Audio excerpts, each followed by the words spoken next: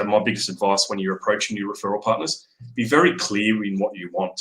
I made the mistake of, I call it dating. So trying to date your potential referral partner. You're going on coffees and you're just hoping and praying for a lead out of them or a referral. I changed how I did it after speaking to Michael, and I'm very direct now. So I'll say to them, how are you handling your current mortgage inquiries? Where are you sending them to? Are you happy with that partnership? So don't be afraid of, I know there's a couple of names in here that are associated with some of the real estate groups, but don't be afraid of that. They might have their offshoot loan market or whatever associated to Ray White. Doesn't mean they use that person. Doesn't mean you can't approach that firm as well. So don't be put off by checking their website and then seeing, oh, they're already associated with a broker or a brokerage. That's a really good point, Brad. Never assume that those relationships are working well. Correct. Yeah, and you can come in. They're not. So, even when I was a broker a few years ago, I used to be intimidated thinking, there's no way that I'll be able to go because there's a brokerage right next door, assuming that relationship was strong, and it actually wasn't. So, and you just got to ask the question. Yeah, and be very direct. As I said, how to approach or who to approach. I like to approach the business owner now.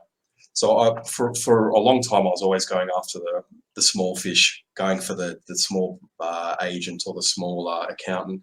I go straight to the top now. I think that comes with the confidence as well.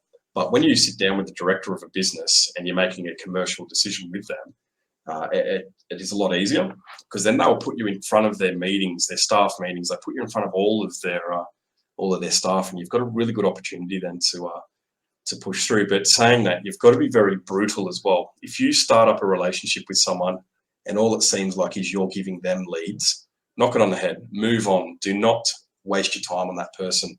Now, if you think back at, after this training, write down a list of all your referral partners, all the people that you're sending people to, and write down how much you've actually sent them and how much you've received from them.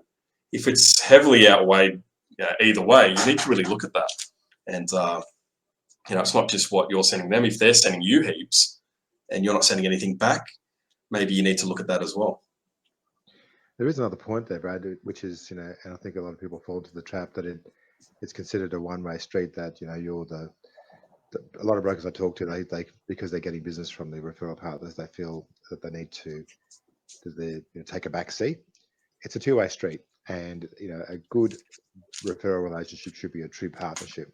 So don't be afraid to talk about things that aren't working. Don't be afraid to be quite strong in your views on things that are coming through.